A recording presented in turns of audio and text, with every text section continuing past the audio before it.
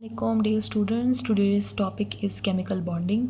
तो मैं पहले आपको इसका जो है वो फ़्लो चार्ट या जो मैं नोट्स बनाती हूँ आपके लिए वो मैं आपको दिखाती चलूँ।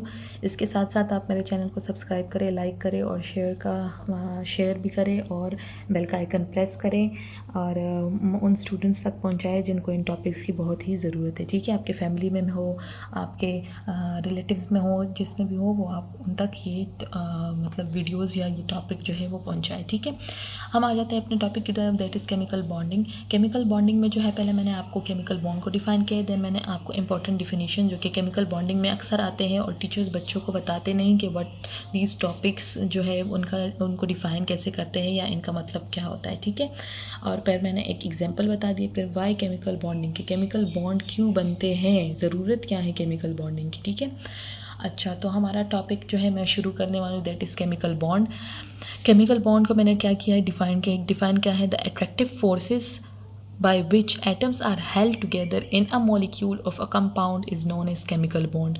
वो वाले अट्रैक्टिव फोर्सेस जो कि मतलब दो एटम्स हो या दो से ज़्यादा एटम, उनके बीच में कोई अट्रैक्टिव फोर्सेस हो, वो फोर्स जो इनको एक दूसरे की तरफ अट्रैक्ट करे, क्या करे, अट्रैक्ट करे, और उससे वो दो या दो से ज़्यादा एटम कंबाइन हो के क्या बनाए, या तो मोलिक्यूल बनाए या कंपाउंड बनाए। ठीक है, मोलिक्यूल ऑफ अ कंपाउंड मतलब किसी भी कंपाउंड का एक मोलिक्यूल बन जाए। आपको पता है कि दो या दो से ज़्यादा एटम्स कंबाइन होते हैं तो मोलिक्यूल बनाते हैं, तो वो किसके ज़रिए बनते हैं, केमिकल बॉन्ड के ज़रिए वो कंबाइन होते हैं।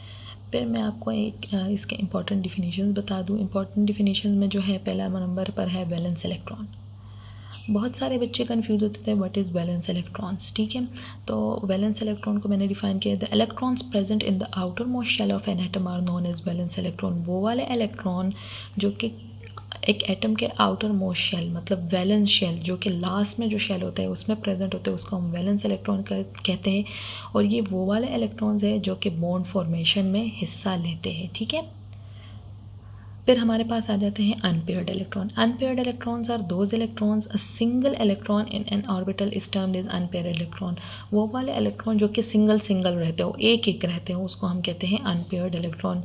मतलब इसका तो से जो है नाम से ही हमें पता चलता है कि अनपेयर्ड मतलब पेयर ना हो, सिंगल हो। ठीक है, फिर आ जाते हैं lone pair electrons. Loan pair electrons कौन से इलेक्ट्रॉन है कि the pair of valence electrons which is not involve in the bond formation is termed is lone pair of electron. वो वाले इलेक्ट्रॉन्स, वो वाले इलेक्ट्रॉन के पेयर, वो वाले दो इलेक्ट्रॉन जो कि वैलेंस शेल में तो होते हैं, लास्ट शेल में होते हैं, लेकिन वो बॉन्ड फॉर्मेशन में हिस्सा नहीं लेते, उसको हम कहते हैं लोन पेयर इलेक्ट्रॉन्स। फिर core electrons. Core electrons the electrons in inner shell of an atom, ठीक है, are known as core electrons. वो वाले इलेक्ट्रॉन जो कि इनर शेल में होते हैं, जो कि आउटर शेल नहीं होते, वो जो कि आउटर शेल से जो अंदर वाले ऑर्बिटल्स है उनके अंदर होते हैं, उसको हम कोर इलेक्ट्रॉन्स कहते हैं, जो कि बॉन्ड फॉर्मेशन में हिस्सा बिल्कुल भी नहीं लेते। ठीक है, फिर आ जाते हैं हमारे पास बॉन्ड पेयर ऑफ इलेक्ट्रॉन्स। वो वाले electron the electrons pair which take part in bond formation, उसको हम क्या कहते हैं, बॉन्ड पेयर, जो कि नाम से ही जाहिर है। तो मैंने आपको ये डिफ़ाइन कर दिया क्योंकि बहुत से बच्चे इसमें कंफ्यूज हो जाते हैं। जब मैं टीचर आपको टॉपिक समझा रहे थे केमिकल बॉन्डिंग का और वो न्यू नेम जो ले रहा होता है तो बच्चे उसमें कंफ्यूज हो जाते हैं कि व्हाट आर दे और ये इनके क्या क्या डिफिनीशन है। ठीक है, अच्छा तो एग्जांपल, पहले मैंने आपको एग्जांपल दे दिए। एग्जांपल आपको पता है जैसे मैं कोई भी टॉपिक समझो एग्जांपल मेरा मस्ट होता है क्योंकि उससे बच्चे आसानी से समझ जाते हैं। तो सोडियम, ये मैंने इन सब के एग्जांपल में आपको ये एक एग्जांपल दिए। देखिए सोडियम का एटॉमिक नंबर इज़ 11। मैंने इसकी इलेक्ट्रॉनिक कन्फिग्रेशन कर दी है 1s2 2s2 2p6 3s1। तो कितने बने, 11, 2 2 4 6 10 और 1 11 बने। ठीक है, अब फर्स्ट शेल में जो कि के शेल है उसमें उसके 2 इलेक्ट्रॉन्स हैं, first shell is complete. Second shell में जो है 8 इलेक्ट्रॉन्स है, 1 2 और 6 और 7 8। ठीक है, तो उसमें 8 इलेक्ट्रॉन्स है, तो सेकंड शेल भी कंप्लीट है जो कि एल शेल है। फिर उसके बाद थर्ड शेल है जो कि एम शेल है, उसमें सिर्फ और सिर्फ एक इलेक्ट्रॉन है। तो ये तो अपना मतलब ये तो कंप्लीट नहीं है ना इसका शेल, ये कंप्लीट करेगा, इसलिए वो क्या बनाएगा, केमिकल बॉन्ड बनाएगा। अब देखिए इसमें मैंने आपको बता दिया कि what is lone pair, what is core electron. अब ये इनर इलेक्ट्रॉन्स जो है इसको हम कहते हैं, ये जो 2 2 6, तो इसको हम कहते हैं कोर इलेक्ट्रॉन्स। ठीक है, अब ये जो है 1 जो है ये आउटर मोस्ट शेल में है ना, वैलेंस शेल में है, इसको हम कहेंगे वैलेंस इलेक्ट्रॉन। और एक है अनपेयर्ड है, तो इसलिए इसको हम कहते हैं अनपेयर्ड इलेक्ट्रॉन। मुझे उम्मीद है आपको इम्पॉर्टेंट डिफिनीशंस की समझ आ गई होगी। अब हम आ जाते हैं वाई केमिकल बॉन्डिंग, एटम्स क्यों केमिकल बॉन्ड बनाते हैं। इसका मेन आंसर जो स्पेसिफिक आंसर है that is stability, to gain stability.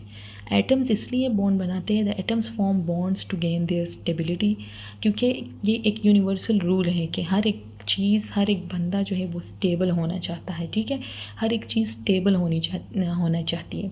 तो एटम भी जो है जब वो बॉन्ड्स नहीं बनाएंगे तो वो अनस्टेबल रहते हैं, क्योंकि उनका या तो ऑक्टेट कंप्लीट नहीं होता या डुप्लेट। अब मैंने आपको आगे बता दिया कि what is duplet and what is octet rule. पहले हम आ जाते हैं कि केमिकल बॉन्ड क्यों बनाते हैं, वाई केमिकल बॉन्डिंग। तो atom makes chemical bond, number 1 है to gain stability, the second one is to attain electronic configuration of noble gases.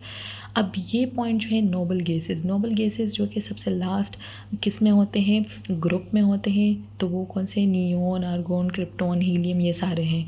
तो ये क्या है, ये द मोस्ट स्टेबल एटम्स या एलिमेंट्स हैं ऑफ पीरियोडिक टेबल, जिनके ऑक्टेट और डुप्लेट मतलब उनके लास्ट वैलेंस इलेक्ट्रॉन जो है वो कंप्लीट होते हैं, वो इनर्ट होते हैं। इनर्ट मीन्स वो रिएक्शंस नहीं करते इतने ज़्यादा, ठीक है, बहुत ही कम उसमें रिएक्शन करते हैं, वो भी स्पेसिफिक कंडीशंस में करते हैं।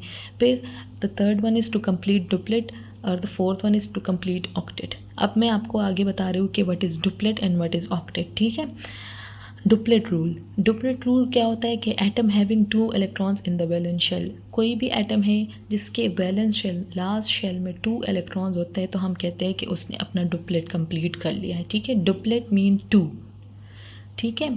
तो 2 जैसे हाइड्रोजन है, हाइड्रोजन का मैंने आपको एग्जांपल दिया है, उसका इलेक्ट्रॉनिक कन्फिग्रेशन इज़ 1s1, तो उसके वैलेंस इलेक्ट्रॉन मतलब उसमें एक ही शेल है, वो शेल उसका वैलेंस हुआ, और उसमें एक ही इलेक्ट्रॉन है जो कि वैलेंस इलेक्ट्रॉन हुआ, तो उसको अभी सेकंड इलेक्ट्रॉन चाहिए, वो 1 के साथ स्टेबल नहीं है, वो सेकंड इलेक्ट्रॉन लेगा तो वो स्टेबल होगा। इसलिए ये जो है मॉलिक्यूल बनाता है H2। हाइड्रोजन अकेले नहीं रहता, वो मॉलिक्यूल में क्यों रहता है H2 में, क्योंकि वो स्टेबल होना चाहता है।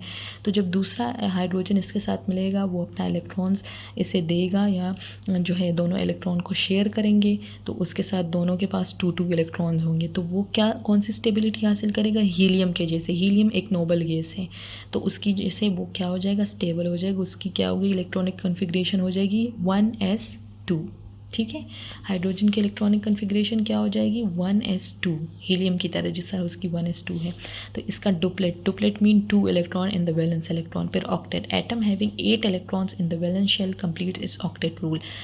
तो वो वाला एटम जिसके लास्ट शेल में 8 इलेक्ट्रॉन्स हो, उसको हम कहते हैं उसने अपना ऑक्टेट रूल कंप्लीट कर लिया, ठीक है। और ये डुप्लेट रूल बहुत ही कम है, जैसे हाइड्रोजन के लिए हुआ, 1-2 और के लिए होगा, लेकिन ऑक्टेट रूल बहुत सारे एलिमेंट के लिए अप्लाई होता है, और वो जो है बहुत ज़रूरी रूल है। मतलब अपने लास्ट इलेक्ट्रॉन में वो क्या करेंगे, 8 इलेक्ट्रॉन्स जो है वो क्या करेंगे, पूरे करेंगे। नियोन और आर्गोन इलेक्ट्रॉनिक कन्फिग्रेशन मतलब एलिमेंट्स जो है वो या तो नियोन या आर्गोन या कोई भी ऐसे आगे नोबल गैसेस, जीनोन, इनकी इलेक्ट्रॉनिक कन्फिग्रेशन की तरह अपने इलेक्ट्रॉनिक कन्फिग्रेशन को क्या करेंगे, स्टेबल बनाएंगे अपने वैलेंस शेल में 8 इलेक्ट्रॉन्स के ज़रिए, ठीक है। तो ये हुआ हमारा आज का टॉपिक। मैं एक दफ़ा फिर आपको इसका जो है इसके नोट्स बता देती हूँ, ठीक है। ये आज का टॉपिक हुआ। काइंडली मेरे चैनल को सब्सक्राइब करें, लाइक करें, शेयर करें और बेल का आइकन प्रेस करें for the next video, for the next topic. और आगे मैं वीडियोस को देखना नहीं भूलिएगा, क्योंकि आगे मैं आपको केमिकल बॉन्डिंग्स के टाइप बताऊंगी, ठीक है। Ionic, covalent, coordinate covalent, metallic, ये सारे bonds. Thank you and bye bye till the next video.